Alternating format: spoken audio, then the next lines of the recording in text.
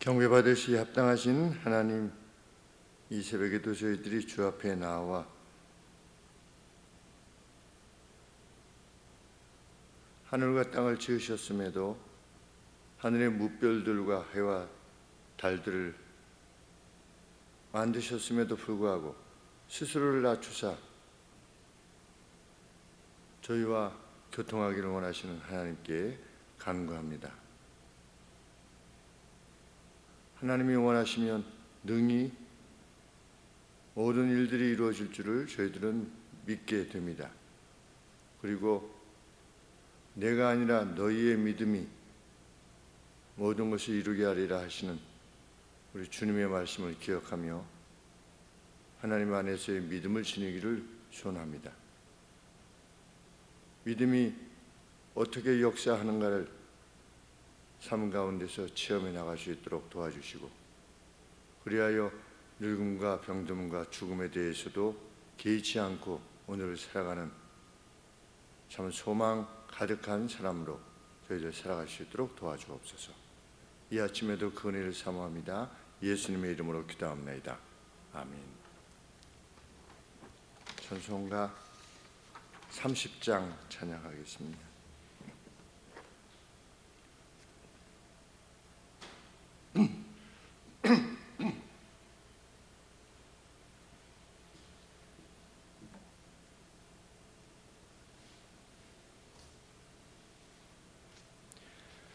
여호와 하나님 하늘에 계시니 온전한 만민주 앞에 찬송하네.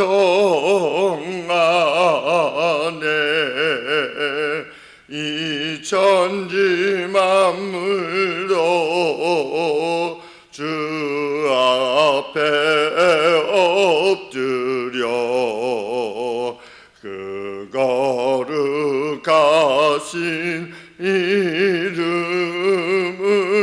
늘 높이네. 주 언약하신 것 끝까지 지키니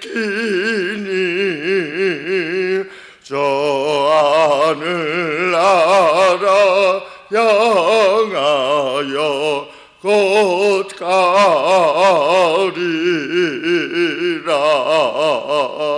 주 얼굴 배울 때 내 마음이 기쁘고 영원히 주의 영광을 찬양하리. 왕의 왕 되신 주 하늘에 계시니 이 세상 죄악 이기신 구주 예수, 저 천군 천사들 주옹이하고서 무성도 함께 영원히 늘 섬기네. 주 삼일째께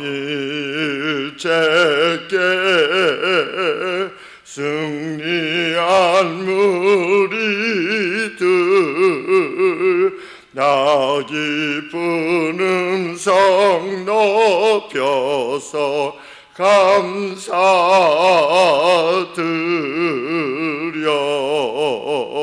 창조주 하나님 내 주도 되시니 주 앞에 나도 엎드려 경배하네.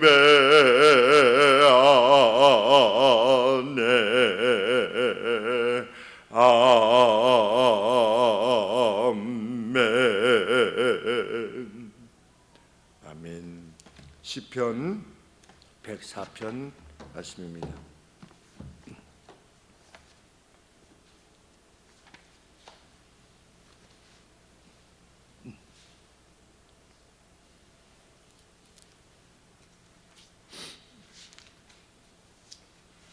(1절부터) 4절 말씀까지만 온독하겠습니다. 길어서 하나씩 살피는 가운데 전체를 다 보실 수 있도록 그렇게 하겠습니다. 내 영혼아 여호와를 송축하라. 여호와 나의 하나님이여, 주는 심히 광대하시며 존귀와 권위를 입으셨나이다. 주께서 옷을 입은 같이 빛을 입으시며 하늘을 휘장같이 치시며 물에 자기 누각에 들보를 얹으시며 구름으로 자기 수레를 삼으시고 바람 날개로 다니시며 바람으로 자기 사자를 삼으시며 화염으로 자기 사역자를 삼으셨도다. 아멘. 아주 시편 기자가 여호와를 송축하라 나의 영혼아, 이렇게 기쁨의 찬양을 올립니다. 왜냐하면 자신이 인식했던 하나님의 어떠하심을 확신했기 때문입니다. 아, 하나님은 이런 분이시구나 라고 하는 것 때문에 지금 기뻐하는 겁니다. 2절 말씀에 하나님 자신이 주 자신을 망토와 같이 빛으로 덮으신다. 부활하신 주님이 사도 바울에게 나타나셨을 때 빛으로 나타나셨습니다. 그리고 사도 요한은 요한계시록에서 천국에는 해와 달이 필요 없다. 왜? 빛이신 하나님께서 거기 계시기 때문에 해와 달이 더 필요하지 않다. 이렇게 밝힌 바 있습니다. 빛이라고 하는 것은 곰곰이 생각해 보면 빛이 없으면 그냥 칠흑과 같은 어둠입니다. 뭐 아무것도 안 보인다 이런 차원이 아니라 그냥 아무것도 없는 거죠. 우리 어렸을 때 그러기도 했지만 방 안에 들어갔는데 빛이 하나도 없는 어떤 그런 방에 들어갈 때, 어릴 때 달빛도 없고 별빛도 없는 구름이 가득한 그러한 날의 밤에는 정말 캄캄했던 것으로 생각이 납니다. 빛이라는 건 뭐냐? 달리 말하면 생명입니다. 빛이 없으면 생명 자체가 불가능한 것이죠. 그냥 캄캄하다 정도가 아니라 어떤 바이탈리티, 바이타민, 비타민이라고 그러는데 어떤 활력도 없고, 또 만일 가령 예를 들면 태양이 없다 그러면 생태계 자체가 그냥 없는 거죠. 끝장나는 것이죠. 그런 차원에서 하나님은 빛이시다 이렇게 표현합니다. 그러니까 고대에 우리 구약이 쓰여졌을 때 당시에는 바벨론 같은데 그런 나라들도 신을 빛으로 표현한 겁니다. 왜냐하면 빛이 있어야지 활력과 어떤 생명이 있다라고 하는 것을 그 사람들도 자연 세계 내에서 알고 있었기 때문에 빛으로 표현을 한 겁니다. 그들이 신을 정확하게 알지 못해서 다른 방식으로 섬기긴 했지만, 인류는 사람이 머리가 좋아가지고 신을 생각한 것이 아니라 신이 계신데 그 신 인식을 타락한 인간들도 인식은 하는 거죠. 일반 사람들도 하나님 맙소사 이렇게 하는 것처럼, 그리고 어떤 잘못을 저질렀을 때 마음에 막 불안하고 이상한 것처럼, 그거는 왜 그런 거냐? 무슨 양심이 있다 이런 차원이 아니라 신 존재 인식이 먼저 있기 때문입니다. 그런데 그들도 자기들의 신을 빛으로 말한 겁니다. 하와이에 살던 사람들, 아주 오래 전에, 어느 정도 오래 전인지는 잘 모르겠습니다. 그런데 하와이에도 무슨 동굴인지 어디에든지 뭐가 있냐면 온 세상이 물에 잠기는, 그래서 배만 하나 있는 그런 게 발견된다고 하지 않습니까? 하와이에도. 놀라운 일이 아닐 수 없죠. 그러니까 자기들의 조상으로부터, 어차피 노아의 후손들이니까 다 이렇게 흩어졌는데 자기들의 이 조상들로부터 들은 거겠죠. 그게 예전에 이렇게 세상이 물로 인해 가지고 다 죽었다. 그런데 그때 배 하나가 있어 가지고 이렇게 살았다. 그 방주지요. 그러니까 그러한 것들이 하와이에도 있다. 이 놀라운 일이 아닐 수가 없는 겁니다. 그것처럼 신존재에 대한 인식이 비록 하나님을 떠나간 이들이라 할지라도 그 가운데 있는 겁니다. 너 그러면 죄로 받는다. 너 벌 받는다. 이렇게 하나님 자신이 주 자신을 망토와 같이, 망토처럼 이렇게 겉옷처럼 이렇게 입으신다는 겁니다. 그러니까 모든 활력과 생명의 근원이시다. 이 사실로 인해서 기뻐하는 것입니다. 그리고 2절 하반절에 보시면 하나님께서 하늘을 휘장같이 펼치셨다. 스트레치 아웃 했다. 그런데 이게 하늘을 쫙 펼친 겁니다. 저 커튼처럼 이렇게. 그런데 하늘을 만드시는 것이 전혀 노동이 되지 않으시는 분이라는 겁니다. 하늘을 만드실 때 어떻게 해가지고서 막 하늘을 어떻게 한 게 아니라 그냥 커튼 치듯이 하늘을 그냥 만드셨다는 거지요. 하나님께서 그러한 능력을 지니신 분이라고 하는 것을 지금 기뻐하면서 노래하는 겁니다. 자기가 인식한 하나님, 이야, 이 하나님은 이런 하나님이시구나 라고 하는 것을 인식하는 겁니다. 홍해 갈랐을 때 이스라엘 백성들이 어떤 경험을 하고 하나님을 어떻게 바라보게 되었을까 생각해 보게 됩니다. 또 3절 상반절에 보시면 하나님께서는 하나님의 다락방 기둥들을 물의 자기 누각에, 이 누각이 뭐냐면 어퍼룸입니다. 위에 있는 어퍼룸, 이게 다락방이래요. 이스라엘의 어떤 그 방이 있으면 그 위쪽에 있는 방을 어퍼룸이라 이렇게 했다고 그러는데 우리는 다락방이죠. 위에 이렇게. 그런데 하나님께서 하나님의 다락방의 기둥들을 물, 곧 궁창 위에 물 위에 놓으셨다. 여기서 말하는 물은 궁창 위의 물입니다. 하늘 위의 물 위에 뭘 세우셨느냐? 기둥을 세우셨대요. 자기의 기둥을. 뭘? 하나님의 궁전이 어디 있느냐? 하늘 위에 궁창 위에 구름에 있으다. 우리가 이미지가 떠오르게 되지요. 만화를 그린다면 이렇게 지상이 있고 위에 구름이 있고 그 위에 기둥들이 있어가지고 거기에 이렇게 궁궐을 짓는 것 같은 그런 인식을 갖게 합니다. 여호와의 왕궁이 거기 그렇게 놓여 있다. 우리하고는 완전히 다른 존재다. 그걸 기뻐하고 있는 겁니다. 3절 말씀 하반절에 거기서 하나님께서는 구름으로 그분의 병거를 삼으시며, 이렇게 말로 끄는 병거 있지 않습니까? 구름으로 그분의 병거를 삼으시며 바람 날개 위에 걸으신다.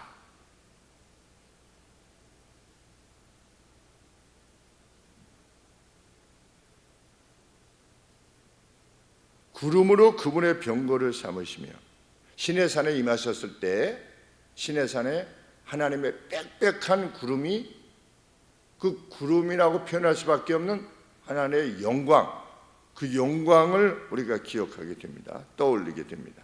구름으로 그분의 병거를 삼으셨다. 구름과 함께 오시는 겁니다. 병거 타고 오시니까 그 병거가 구름인 거죠.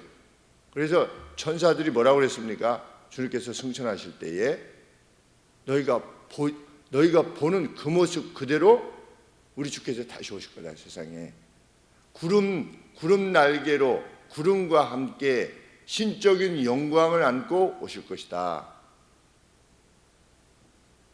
그렇게 송축한 것입니다. 3절 하반절에 그랬죠? 바람 날개 위에 걸으시며가 또 4절에 보시면 바람 날개 위에 걸으시며 바람으로 메신저들을 삼으시고 화염으로 그분의 사역자들을 삼으신다. 그러니까 바람, 화염, 자연의 모든 것이 하나님을 섬기기 위해 존재할 뿐이다. 뭐 화염이든 이렇게 불이든 아니면 바람이든 그것이 하나님께서 행하시는 바를 위해서 섬기게 되는 어떤 그 메신저, 그 역할을 할 뿐이다. 그것 자체가 하나님이 아닌 거죠. 바람이 하나님이 아니고 불이 하나님이 아니지죠. 불이 붙었는데 이 떡이나무 거기에 불이 붙었잖아요. 불이 붙었는데 와 신기하다. 와 이게 뭐냐 막 이러고 있는데 거기에 하나님이 안 계신 겁니다. 불 자체가 하나님이 아니신 겁니다. 불을 부리시는 겁니다. 불도 부리시고 바람도 부리시고 지진도 부리시고. 생각이 나시죠? 엘리야가 이제 저만 남았습니다. 저를 죽여주세요. 이랬더니 하나님이 너 동굴 앞에 나와봐라. 그랬더니 바위를 가르는 바람이 있었고 거기 하나님이 아니 계시더라. 지진이 있었고 아니 계시더라. 불이 있었고 화염이 있었고 거기서도 하나님이 아니 계시더라. 그것들은 단지 뭐다? 하나님이 사역하시는 어떤 일하심에 있어서 도구에 불과하다. 그런데 거기에서는 하나님이 늘 바람, 불, 지진과 같은 이러한 능력으로만 역사하시는 것이 아니다. 너희가 보기에 막 불을 갈매산에 내리고 막 비를 내리시고 이런 것으로만 역사하시는 것이 아니라 세미한 음성 가운데 너는 가서 예후에게 기름 부어서 이렇게 하고 엘리사에게 너 위양하고 그 말씀을 하나님께서 주시기 위해서 그렇게 하셨는데 자연 세계에 이루어지는 모든 것들이 이제 계속해서 다음 절들을 살피시게 되겠지만 그 모든 것들이 하나님의 주권 아래 부림을 받는 자연적인 힘들이다. 그것을 확인하게 되었을 때 이 시편 기자가 송축하라 나의 영혼아 이렇게 찬양을 하는 겁니다. 언제 그렇게 되겠느냐? 확인할 때 가나안에 대해서 한나가 주시옵소서 이런데 사무엘을 얻게 되었을 때 그냥 한나의 찬양을 돌릴 수밖에 없는 거죠. 진토에서 일으켜 존귀한 자리에 이르신 분이 하나님이시구나 그렇게 찬양할 수밖에 없게 되는 겁니다. 확인하게 될 때 우리는 하나님께서 얼마나 선하시고 능력이 있으신 분인가를 확인하면서 살기를 원합니다. 어떻게 오느냐? 나를 사랑해서 내 계명을 지키는 자에게. 그럼 주님의 계명은 뭐냐? 하나님을 사랑하고 이웃을 사랑하는 거다. 그러면 예수님이 자기 자신을 나타내 보여줄 거다 이렇게 약속하셨습니다. 그래서 오늘 그렇게 살기를 원하는 것입니다. 하나님은 소돔과 고모라를 유황과 불로 멸하셨죠. 얼마든지 하나님은 사용하실 수 있다는 겁니다. 우리가 하나님께서 이토록 송축받으실 분이라고 하는 사실을 마음에 겸비하게 받아들이고 하나님 말씀대로 행하기를 힘껏 힘을 다하여서 행하고 있느라면 우리도 동일한 찬송을 부르게 될 겁니다. 송축하라 나의 영혼아. 이것이 그냥 계속 성경에 보면 송축하라 송축하라 얘기인데 그게 아니라 정말 매번의 찬양을 힘있게 감당할 수 있게 되는 그런 인생을 살게 하실 줄 믿습니다. 기도하겠습니다. 하나님 아버지, 우리 하나님의 어떠하심을 이토록 기쁨의 찬양으로 밝히는 시편 기자의 이 찬양이 저희의 찬양이 되게 하여 주옵소서. 하나님 앞에 가까이 나아가는 그 누구에게도 하나님께서 만나 주실 것을 약속해 주셨사오니 이미 그렇게 계시해 주신 말씀을 조차 온전히 나아가는 저희와 하늘성만교회 모든 성도님들이 되실 수 있도록 하나님 도우시옵소서. 예수님의 이름으로 기도합니다. 아멘.